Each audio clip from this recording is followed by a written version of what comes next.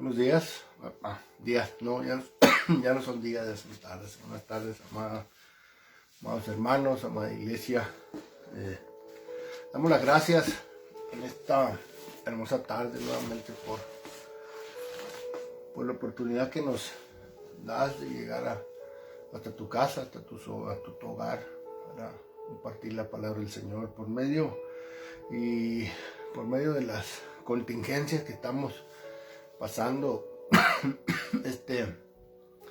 en este tiempo de hoy. Tenemos que estar transmitiendo en vivo de aquí en casa, pero es una bendición que el Señor me llevaba a meditar sobre la importancia de vivir también una relación con Él en nuestras casas. Si no escuchaste el mensaje de la semana pasada, me voy a invitar a que lo escuches, pero de todas maneras quiero hacer un resumen cortito de lo que esto fue, de lo que el Señor nos habló la semana pasada a través de su palabra.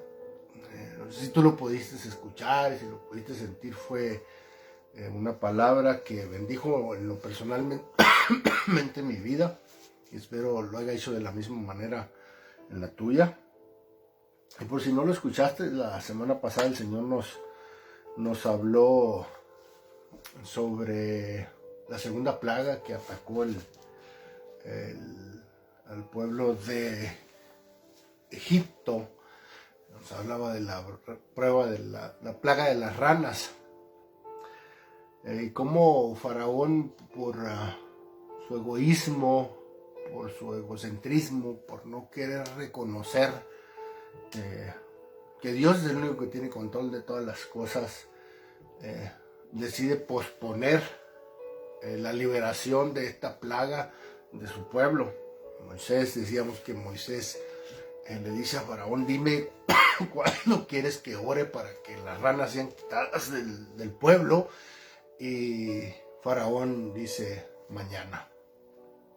El Señor nos decía que muchas de las veces posponemos lo que Él quiere darnos, las bendiciones que Él quiere darnos para mañana, y la importancia de que hoy es el día que el Señor ha preparado para nosotros. Hoy es el día en el que Dios quiere que hagamos cambios, transformaciones y tomemos decisiones inteligentes en nuestras vidas. También nos estuvo hablando de cómo Moisés se maravilló al mirar aquella zarza ardiendo, como Moisés, la zarza al estar ardiendo, Moisés quedó maravillado y se sintió asombrado y caminó hacia la zarza, y al mirar esa zarza, la voz de Dios viene a Moisés y le da una encomienda.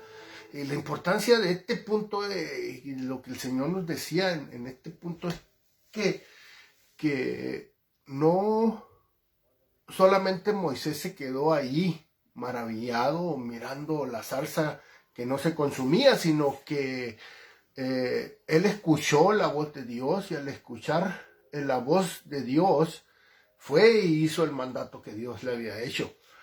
Igual, de la misma forma, Dios nos hablaba el domingo pasado y nos decía que Él nos ha dado una zarza ardiendo ahí en este lugar en el que Él ha escogido para que le sirvamos. Y hemos podido sentir su presencia en nuestras vidas, hemos podido experimentar esa zarza ardiendo, la presencia de Dios viva en ese lugar. Pero todo esto ha sido con un propósito, el propósito de ir y predicar su palabra, el propósito de ser bendición para más familias, el propósito de que sea reconocido que hay un lugar donde se le puede alabar y bendecir en Maple Ridge a la comunidad latina. Y nos ponía el ejemplo de cómo Jonás recibe este mismo llamado de parte de Dios, que vaya y predique a Nínive, y cómo Jonás, en vez de ser obediente a la primera palabra, se dirige a un lugar opuesto, a un lugar en una dirección contraria al mandato de Dios, y cómo llega un pez y se traga a Jonás, y a través de este pez tiene que ser arrojado en la orilla de la obediencia, y cómo Jonás tiene que pasar este proceso para poder ser obediente a Dios. En resúmenes grandes, esto fue las palabras más resaltantes que el Señor nos trajo la semana pasada, y hoy Dios nos quiere hablar de una historia que en lo particular ha bendecido mucho mi vida. Esta se encuentra en el segundo libro de Samuel, en el capítulo 6. Si tienes la Biblia ya a tu alcance, te voy a pedir que vayas conmigo. Vamos a leer esta historia del capítulo 6 del segundo libro de Samuel. Y dice la palabra de Dios: una vez más, David reunió los 30 batallones de soldados escogidos de Israel, y con todo su ejército partió hacia Balán de Judá, para trasladar de ahí el arca de Dios, sobre la cual se invocaba su nombre, el nombre del Señor Todopoderoso que reinaba entre los querubines. Colocaron el arca de Dios en una carreta nueva y se la llevaron de la casa de Abinadab. Pon atención a estos detalles. El arca estaba en la casa de un hombre llamado Abinadab, que estaba situada en una colina. Usa y Agión, hijos de Abinadab, guiaban la carreta nueva que llevaba el arca de Dios. Agión iba adelante del arca, mientras David y todo el pueblo de Israel danzaban ante el Señor con gran entusiasmo y cantaban al son de arpas, lirios, panderos, citros y címbalos. Al llegar a la parcela de Nacor, los bueyes trompezaron. Fíjate, los bueyes trompezaron, pero Usa extendió la mano, los sostuvo el arca de Dios. Entonces la ira del Señor se encendió en contra de Usa por su atrevimiento, y lo hirió de muerte ahí mismo, de modo que Usa cayó fulminado junto al arca. David se enojó porque el Señor había matado a Usa, así que llamó a aquel lugar Pérez Usa, nombre que conserva hasta el día de hoy. Aquel día David se sintió temeroso del Señor y exclamó: es mejor que no llevemos el arca del Señor. Y como ya no quería llevar el arca del Señor a la ciudad de David, David ordenó que la trasladaran a la casa de Obed-Edom. ¿A la casa de quién? De Obed-Edom, oriundo de Gab. Fue así como el arca del Señor permaneció. Pon atención, ¿cuánto permaneció? 3 meses, o sea, 90 días en la casa de Obed-Edom de Gad. Y el Señor lo bendijo a él y a toda su familia. En cuanto le contaron al rey David que por causa del arca del Señor había bendecido a la familia de Obed-Edom, toda su hacienda, David fue a la casa de Obed-Edom y en medio de gran algariba trasladó el arca de Dios a la ciudad de David. Vamos a hacer un recuento de la historia, y como siempre te voy a pedir que tomes así como una foto y nos vayamos para atrás al tiempo. Primero quiero hacer una explicación breve de qué es esto del arca. ¿Qué era esto del arca? ¿Cómo era el arca? El arca era un cofre que medía, la Biblia dice que medía 2.5 codos de largo por 1.5 codos de ancho. Es decir, si tú estás relacionado con los centímetros, medía 111 centímetros por 67.44 centímetros. Y si está relacionado con las pulgadas, medía 26 pulgadas de larga por 26 pulgadas de ancha. El arca era hecha de una madera llamada acacia y estaba cubierta toda de oro. En el arca estaba cubierta de oro por dentro y estaba cubierta de oro por fuera. Tenía su tapa y arriba de la tapa tenía dos querubines que estaban como encorvados, sus alas estaban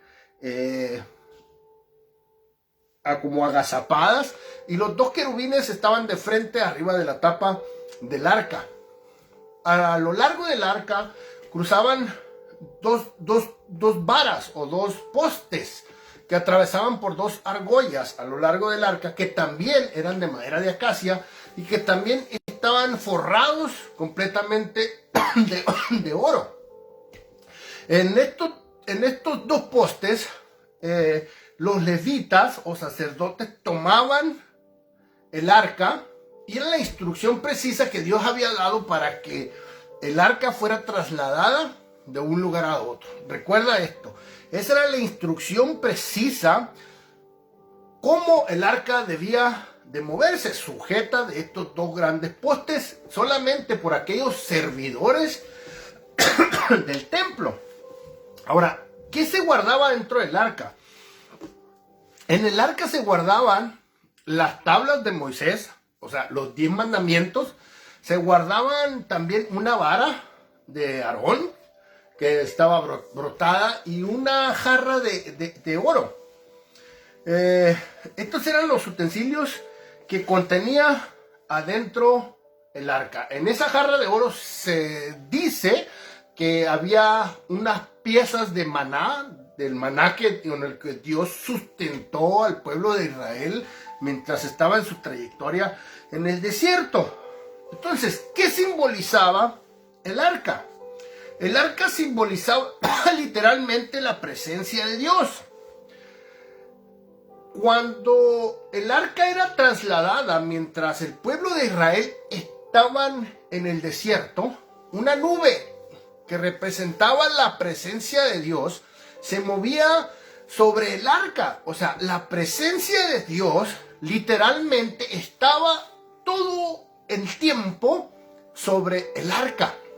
Entonces, el arca representaba la presencia de Dios. Y todo el pueblo de Israel sabían esto, porque si no lo habían visto literalmente sus ojos, las generaciones de sus abuelos o sus abuelos, de sus antepasados, habían sido muy cuidadosos en estar pasando estas instrucciones de generación en generación. Entonces ellos sabían que esta arca no era solamente un amuleto mágico, era literalmente la presencia de Dios. Entonces por eso había instrucciones precisas de cómo mover el arca, de cómo trasladar el arca, de cómo manipular el arca y cómo usar este arca. En este momento David, en este momento de la historia de David, ya había tomado su posición como rey. Él ya era rey de Israel.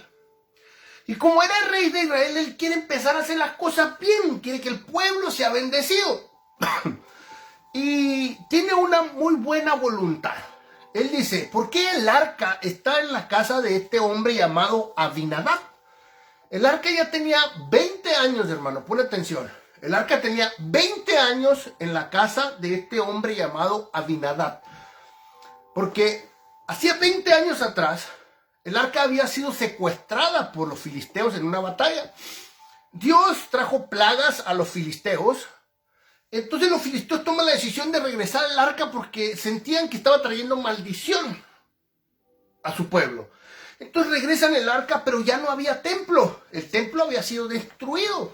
Entonces, como no había templo, fue colocada en esta casa de este hombre, Abinadab. Y la arca ya tenía en la casa de Abinadab 20 años.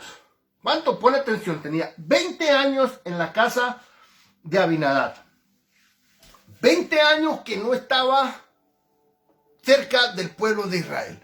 Entonces la voluntad de David, ahora que él toma el reinado es traer nuevamente el arca, o sea, traer nuevamente la presencia de Dios a todo el pueblo de Israel. Quiere que toda la presencia de Dios regrese nuevamente al pueblo de Israel. Las intenciones de David eran buenas, sí, eran muy buenas. Solamente que las formas en las que él quería hacer que la presencia de Dios o que el arca regresara a su pueblo no eran las correctas. Dios había dado instrucciones precisas de cómo tenía que ser manipulada el arca. Recordemos esto, que Dios demanda obediencia. Entonces las instrucciones habían sido dadas al pueblo de Israel por esto, porque él demandaba la obediencia de aquel pueblo que iba a ser llamado a ser su pueblo escogido. Y que él quería un pueblo obediente. Entonces la historia dice que David junta a todo su ejército y van a la casa de este hombre, y sus dos hijos de este hombre, que supuestamente tenían a más conocimiento del arca, hacen una carreta nueva con dos bueyes y ponen el arca arriba de la carreta de los dos bueyes.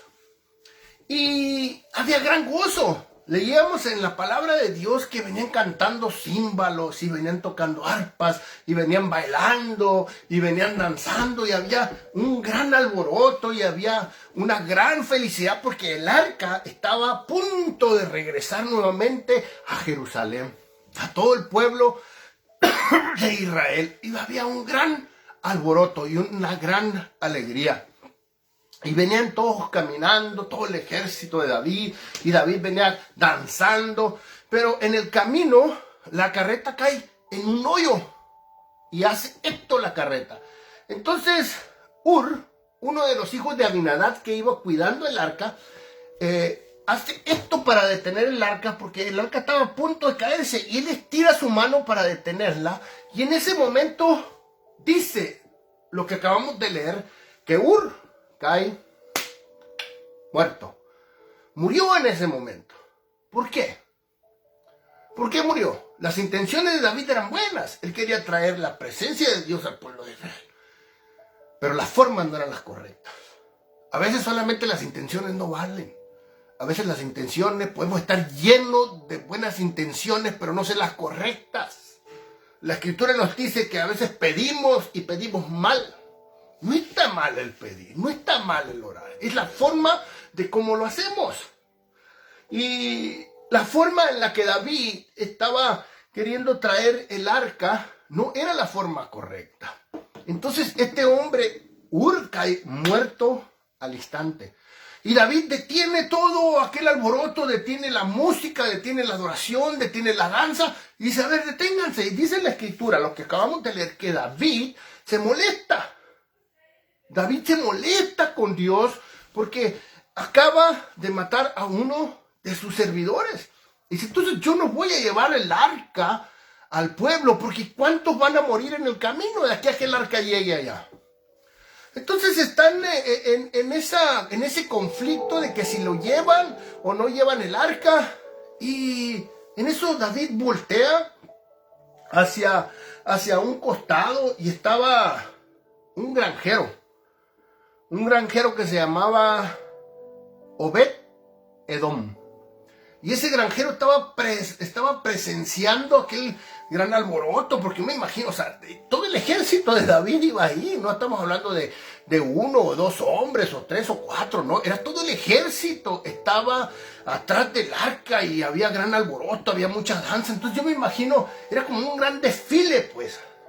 Entonces este agricultor, este granjero, oyó ese gran alboroto y salió a fijarse. Me imagino que estaba así en la puerta de su casa mirando aquel gran alboroto, cuando de repente miró que la caravana paró y que la música paró y que todos dejaron de danzar y que ya no se miraban aquellas banderas, y ya nadie estaba gritando, ni aplaudiendo, ni sonando panderos, ni nada. Y dice, ¿qué pasó, pues?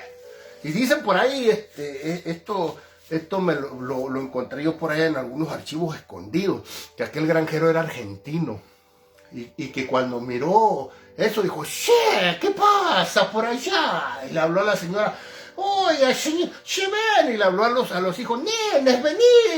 Y estaban todos ahí afuera, la señora y los nenes mirando, mirando aquel gran alboroto.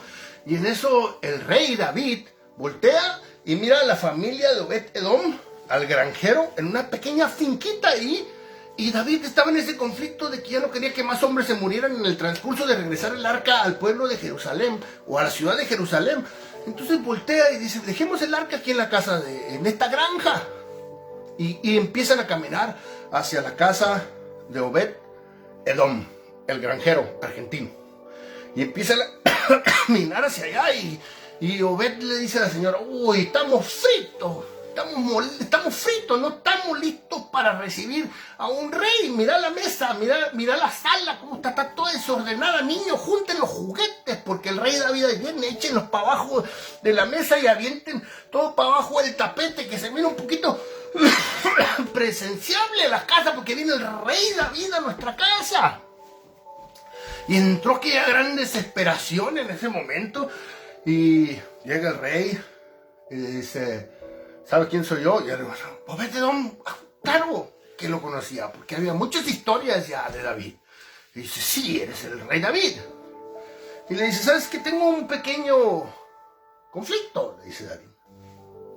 Obed, señor Obed, tengo un pequeño conflicto. Dice, estamos trasladando el arca de la casa de Abinadab y la queremos llevar a Jerusalén, pero pues uno de los expertos en mover el arca se nos acaba de fallecer y no queremos seguirla moviendo y queríamos ver si tiene un espacio aquí chiquito en su casa donde podamos guardarla por unos días y mirar pues, qué es lo que Dios quiere para nosotros y cómo la podemos mover y cómo la podemos llevar nuevamente a Jerusalén. Y Obed dice, pues, si no es muy grande, porque mi casa es chiquita y no tengo mucho espacio, si no es muy grande, pues sí, aquí le podemos guardar un espacio. Y la señora, como era argentina, pues la señora volteó y se le quedó mirando a Obed y le dijo, ¿y dónde la pensás poner? Esas cosas no van a rimar con la decoración de mi casa.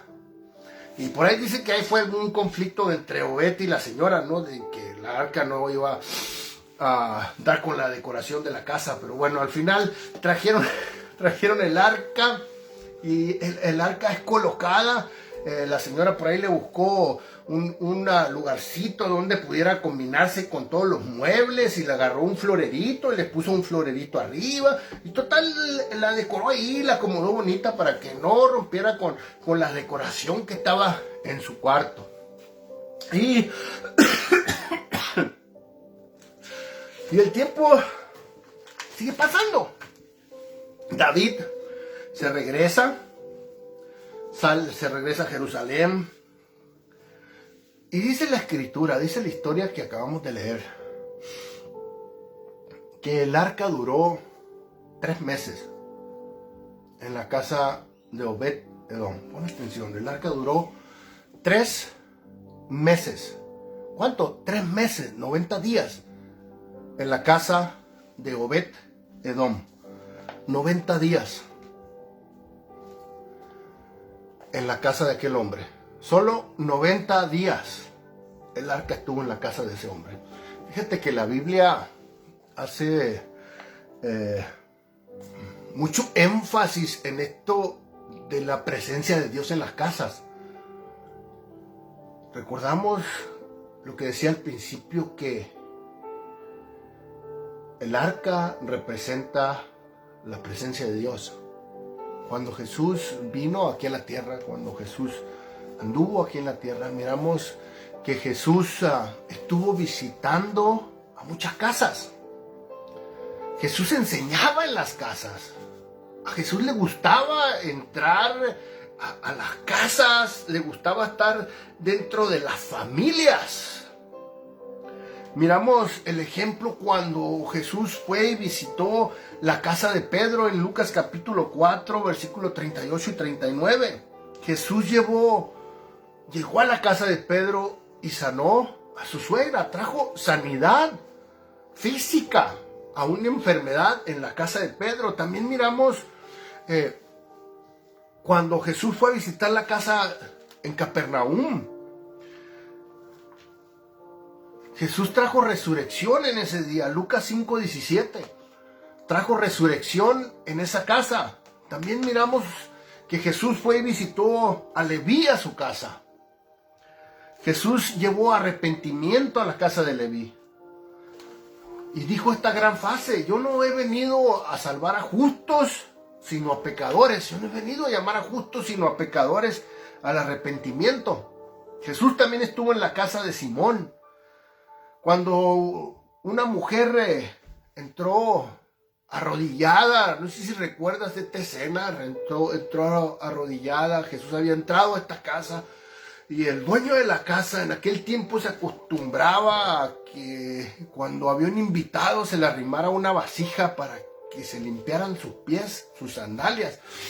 Y el dueño de aquella casa no le prestó esta atención a Jesús y entró una mujer a la cual se arrodilló a Jesús y comenzó a llorar y a llorar y a llorar, y sus lágrimas corrieron sobre sus pies, derramó un perfume y con sus cabellos lo enjuagó. Y esto sucedió en una casa.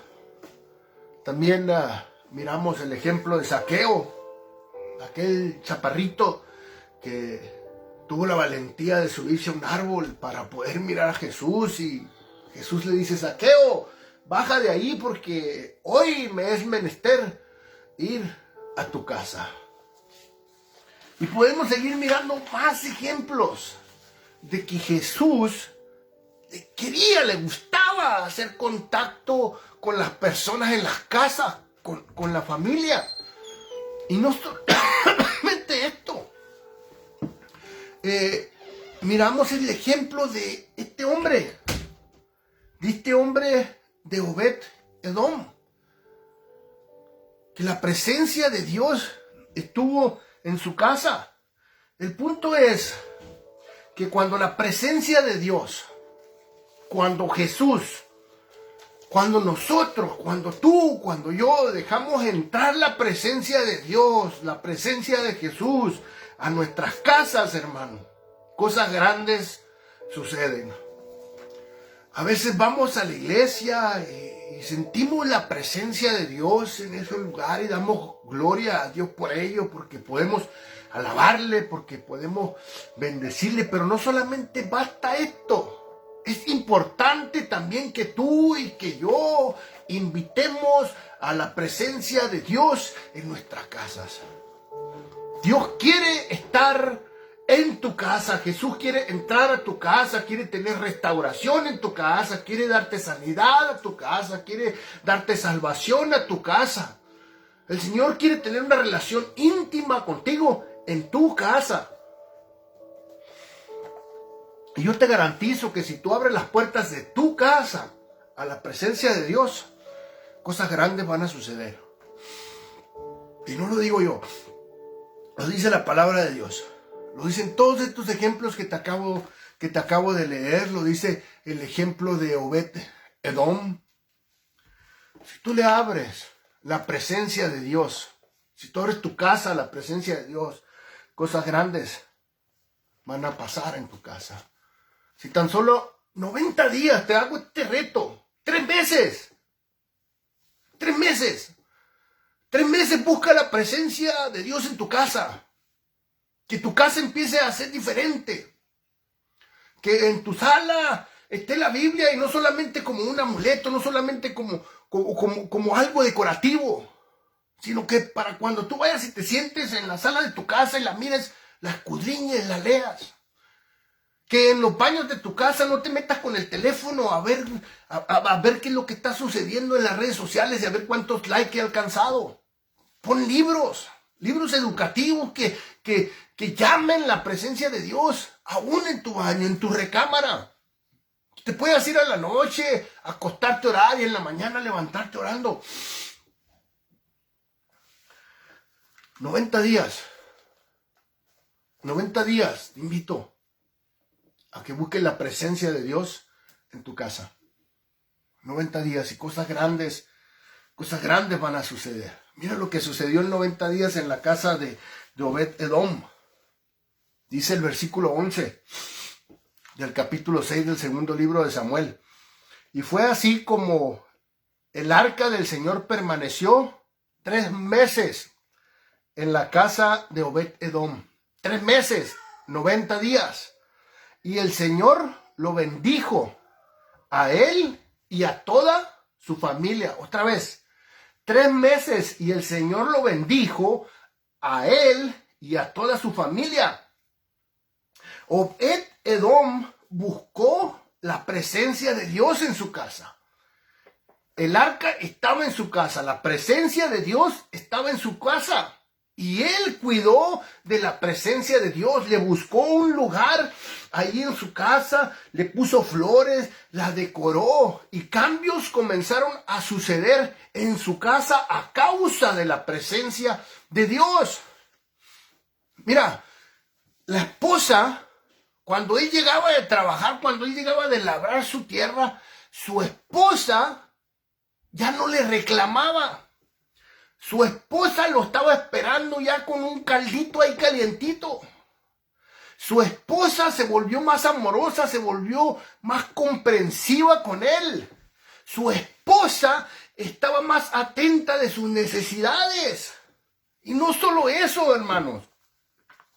Obed-Edom comenzó a buscar más la presencia de Dios. Y los hijos de Obed-Edom comenzaron a orar más por el Señor, a buscar más a Dios, a tener más lectura de su palabra.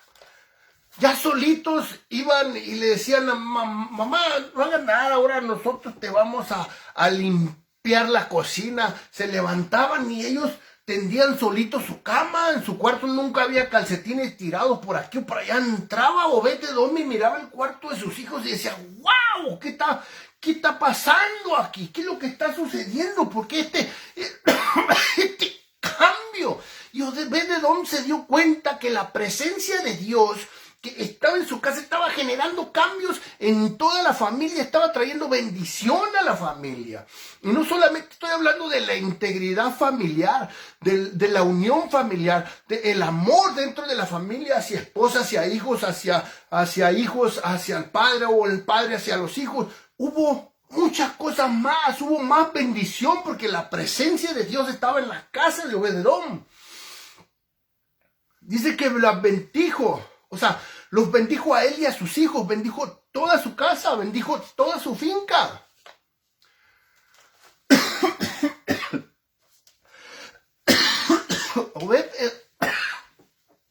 Obed-Edom, todos los días cuando él salía a labrar la tierra,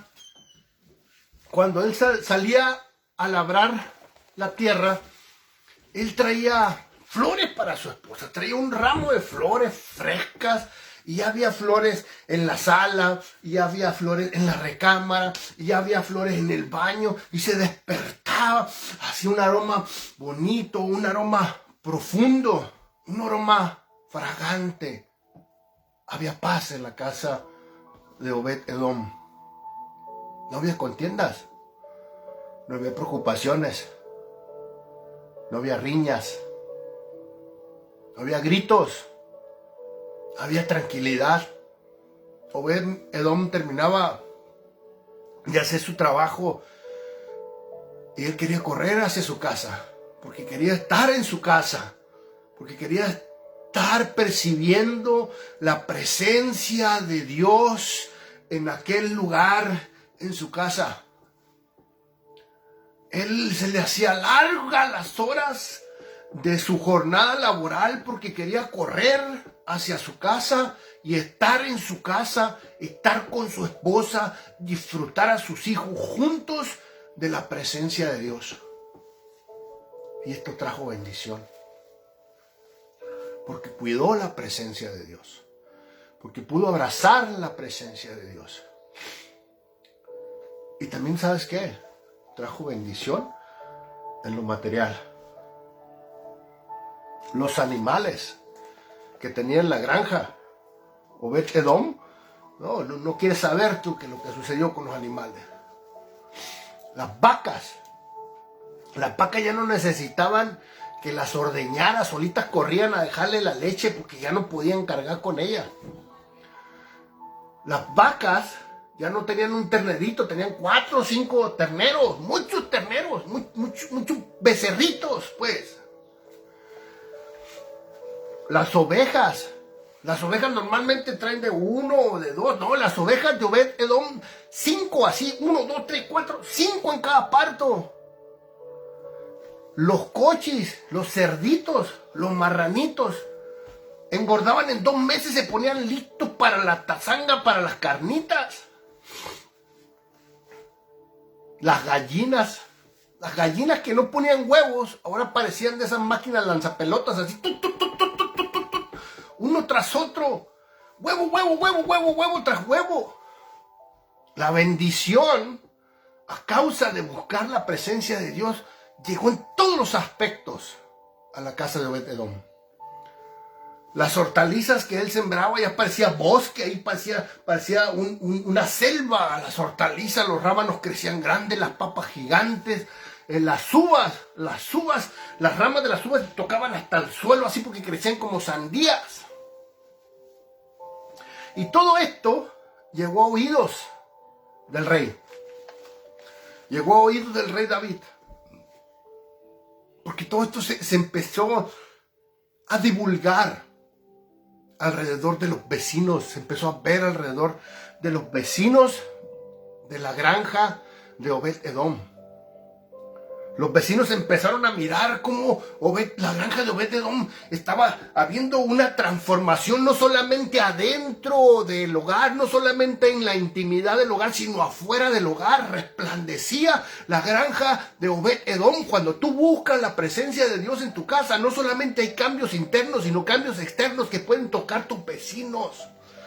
La presencia de Dios está en ese lugar y cuando las personas pasan por tu casa pueden sentir y ver y distinguir que algo distinto hay en ese hogar. Que algo distinto se respira en ese hogar. Lo pueden percibir con sus ojos. Cuando la presencia de Dios está en tu casa. 90 días. 90 días. La presencia de Dios en la casa de Obed-Edom hicieron todos estos cambios. 90 días. El que tenga oídos para oír, dice la palabra de Dios, oiga. ¿Hace cuánto la presencia de Dios no está en tu casa? ¿Hace cuánto usaste la palabra de Dios solo como decoración? ¿Hace cuánto la tienes a un lado del buró de tu cama y esperas que como amuleto, como arte de magia, las palabras empiecen a salir de la Biblia y empiecen a llenar tu mente así? ¿Hace cuánto te levantas y no te levantas agradecido? ¿Cuándo fue la última vez que reconociste lo que hace tu esposo? ¿Cuándo fue la última vez que agradeces todo el sacrificio que hace tu esposa en tu hogar? ¿Cuándo fue la última vez que tú como hijo pusiste las cosas que tú tienes que hacer sin necesidad de que tus padres te digan que las tienes que hacer? Comencemos este año diferentes. Comencemos este año invitando a la presencia de Dios a morar en nuestras casas. Invitemos este año a la presencia de Dios 90 días. Y yo te garantizo que si tú traes 90 días la presencia de Dios en tu casa y tú cuidas la presencia de Dios en tu casa, cosas grandes van a suceder. Que tu casa sea un templo de adoración. Que puedas destilar, que puedas sentir el aroma de la presencia de Dios en todo lugar donde estés. Mira, el arca de Dios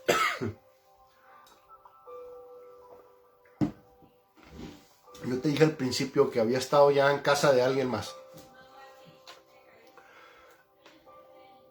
El arca de Dios, antes de que estuviera en la casa de Obed-Edom, o sea, la presencia de Dios antes que estuviera en la casa de Obed-Edom, había estado en la casa de Abinadab. Y no 90 días, no 3 meses. Estuvo 20 años, hermano. 20 años estuvo la arca en la casa de Abinadab. O sea, 7,035 días. 7,035 días la arca estuvo en la casa de este hombre, Abinadab. Y la Biblia no me relata que pasaron grandes cosas en la casa de este hombre. ¿Por qué? ¿Sabes por qué? Porque nunca cuidaba la presencia de Dios en su casa.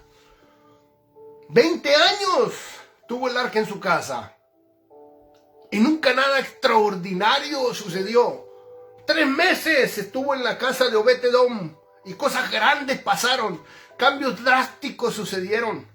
Que todo el pueblo se dio cuenta que estaba sucediendo algo diferente ahí. 20 años y solo 3 meses. ¿Por qué? Porque Abinadab no buscaba la presencia de Dios.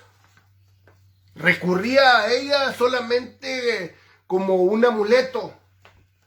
Recurría a ella solamente para traer quejas. Recurría a ella solamente para pedir para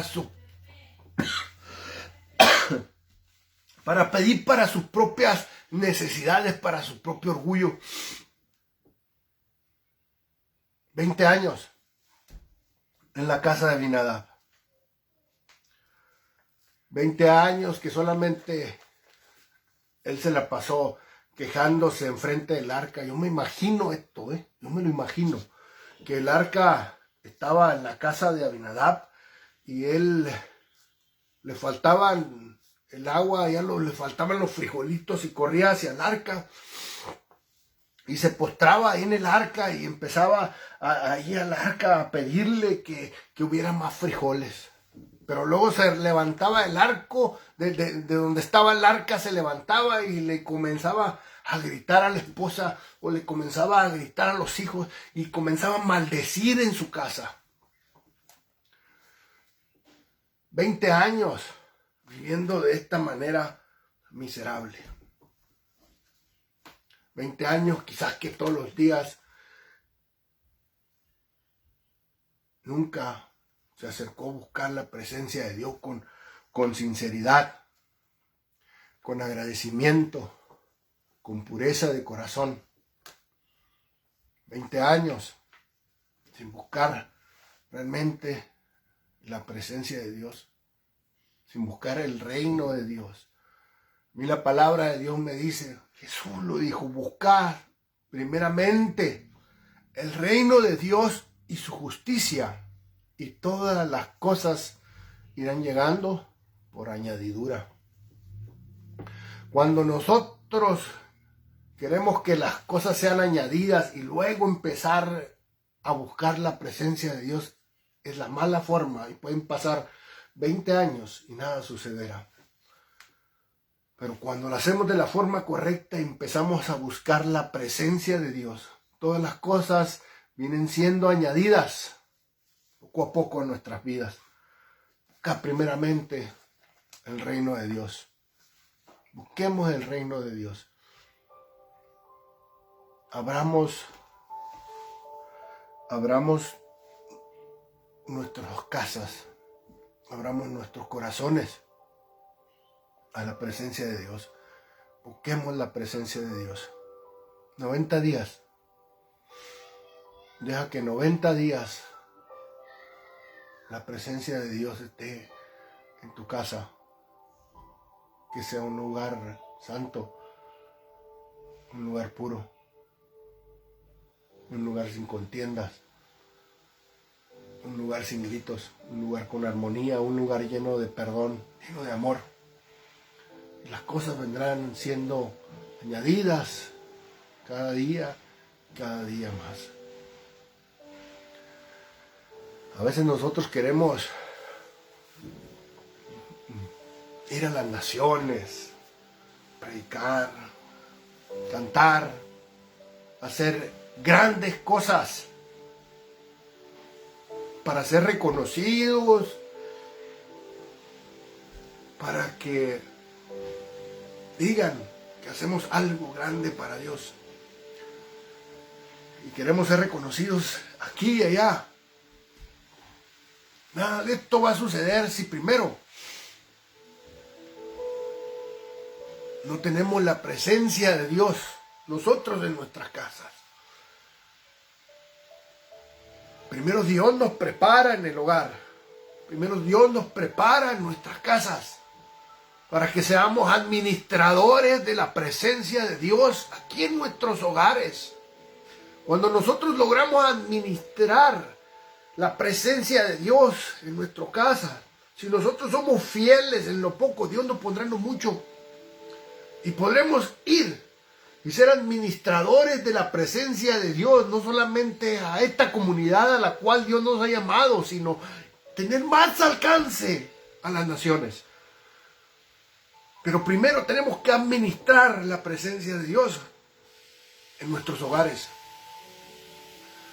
Si sigues leyendo la historia de Obed Edom, te vas a encontrar que cuando David toma el arca de la casa de Obed Edom y la regresa, quizás tú pienses que Obed Edom se quedó mirando ahí por la puerta y diciéndole así como una película de Hollywood: adiós arca, y el arca: adiós Obed, y se empezaron a despedir. No, quizás tú pienses: oh, pero la casa de Obed Edom ya era bendecida, ya tenía muchas vacas, ya su patrimonio habría crecido mucho, tenía ya mucho sustento. Quizás la esposa ya se había comprado sofás nuevos, el sofá que siempre soñó, la sala que siempre soñó, los sartenes que siempre soñó, el micro que siempre soñó, a causa de que buscaron la presencia de Dios y recibieron bendición. Quizás tú dices: ellos se quedaron a disfrutar las cosas ahí en su casa, pero no.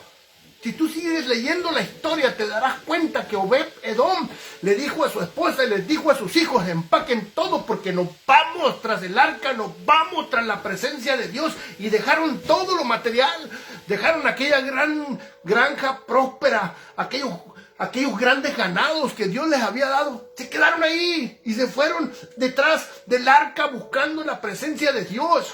¿Sabe por qué? Porque ahora Dios los iba a hacer administradores de la presencia de Dios delante de todo el pueblo de Jerusalén. Si sigues leyendo la historia, te darás cuenta que Obed Edom y todos sus hijos, y los hijos de sus hijos, y los hijos de los hijos de sus hijos, sirvieron en el templo.